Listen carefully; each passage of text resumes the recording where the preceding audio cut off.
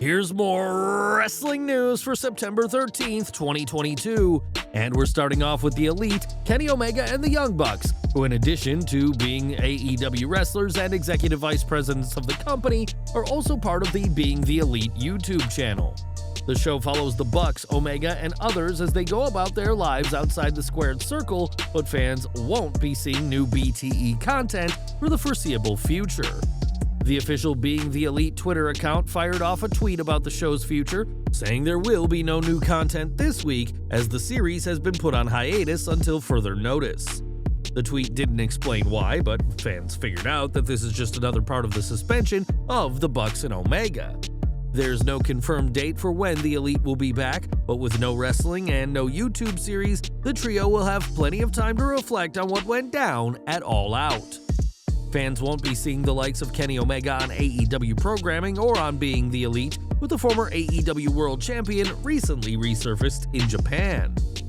Before what happened at All Out, Omega had been slated to appear at the Tokyo Game Show convention to promote the AEW Fight Forever video game, and it looks like those plans are some of the few that haven't changed.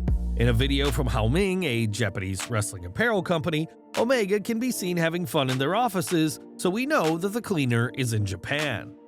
A lot is riding on the success of AEW Fight Forever, with the company investing at least $10 million into their gaming department, so AEW want their biggest names to promote it, even if that means using a suspended Kenny Omega.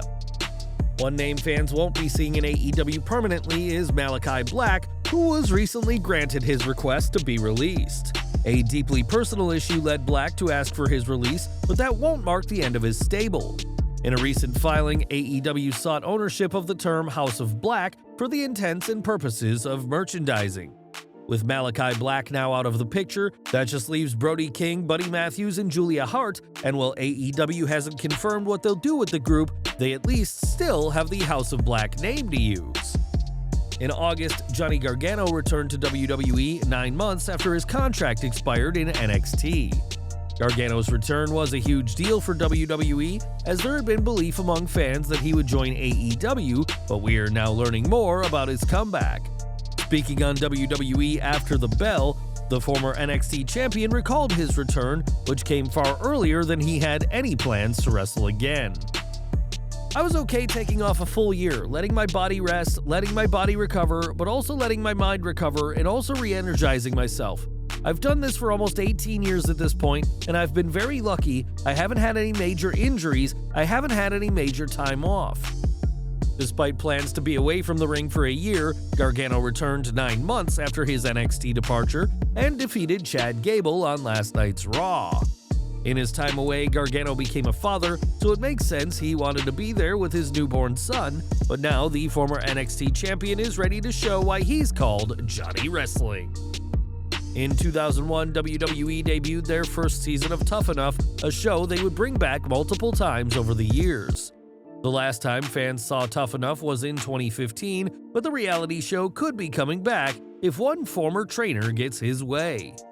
On Twitter, Bill DeMott shared an image from the 2011 series, which featured himself, Booker T, Trish Stratus, and Stone Cold Steve Austin, and said it would be a #1 show for the USA Network if brought back.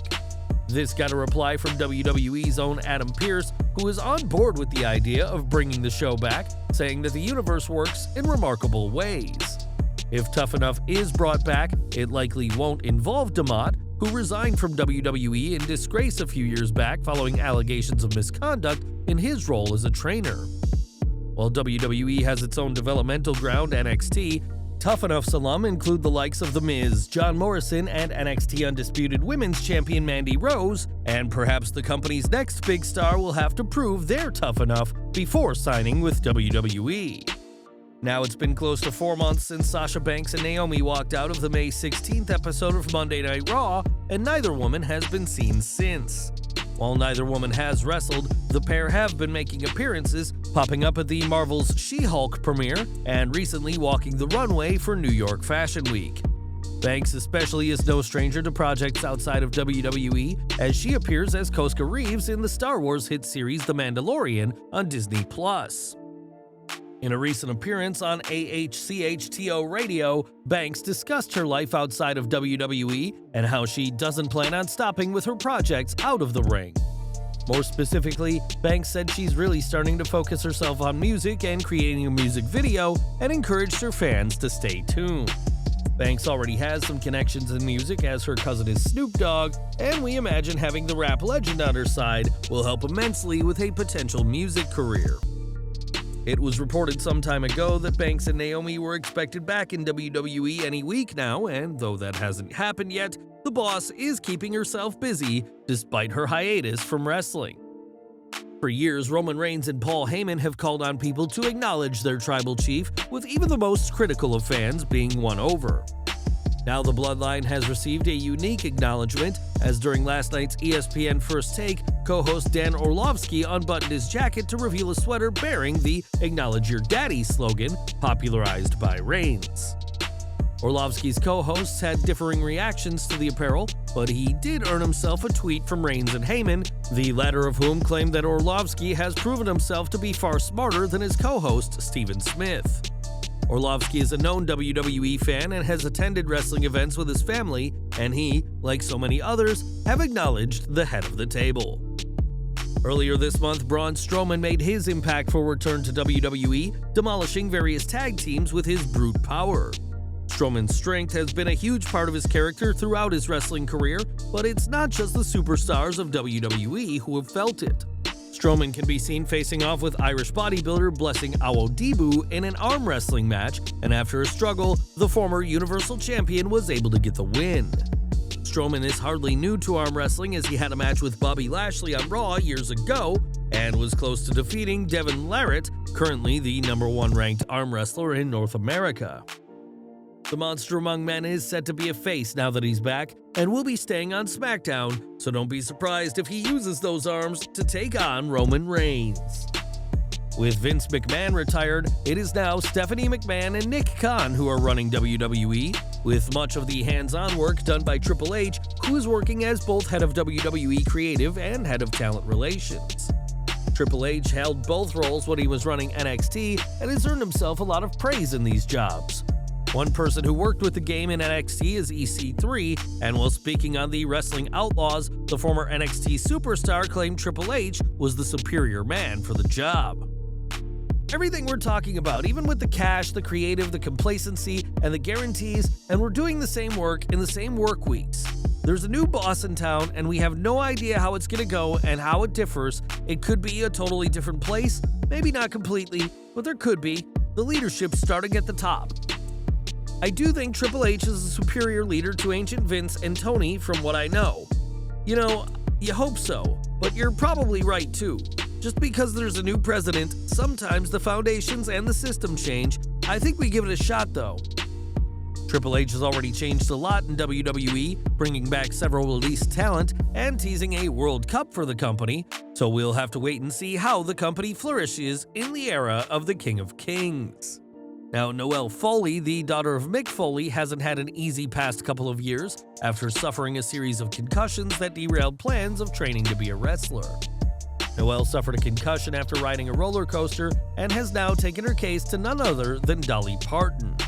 Foley posted a video on her YouTube account to talk about her concussion issues and revealed that the concussion she is referring to happened 3 years ago while riding the Mystery Mine Coaster in Dollywood, Pigeon Forge, Tennessee.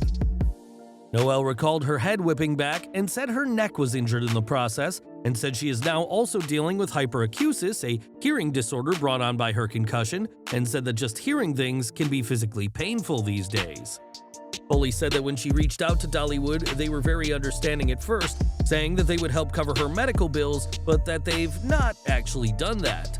Instead, the theme park sent a letter saying that they're sorry about her injuries, but took no responsibility and was now not offering to cover her bills.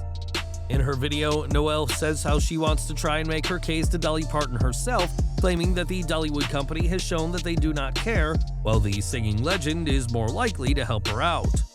This is a sad time for Noelle, who said that she used to be so happy and now she's not, and we can only hope that she somehow gets the support that she needs now after years of having to live with this concussion. We've got some sad news to report now, as MMA fighter Elias Theodore has died at the age of 34. Theodore competed for the UFC in their middleweight division, being ranked 13th before his release, and has died after a battle with stage 4 liver cancer. Theodore amassed an 8-3 record while competing in the UFC, and outside the octagon was said to be a kind and warm-hearted person when not fighting. Theodore's last fight took place last December, and we at Slatrock would like to offer our condolences to his family at this sad time. In 2021, WWE decided to break up the Hurt Business, a decision that the fans hated and the group fought against. Nevertheless, WWE's decision was final until months later when WWE decided to bring the group back together, only to split them up once more.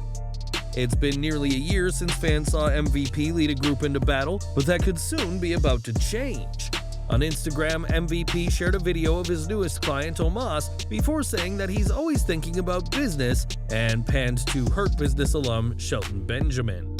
Fans quickly figured out that MVP was referring to a new Hurt Business and speculated on which members of the WWE roster could join.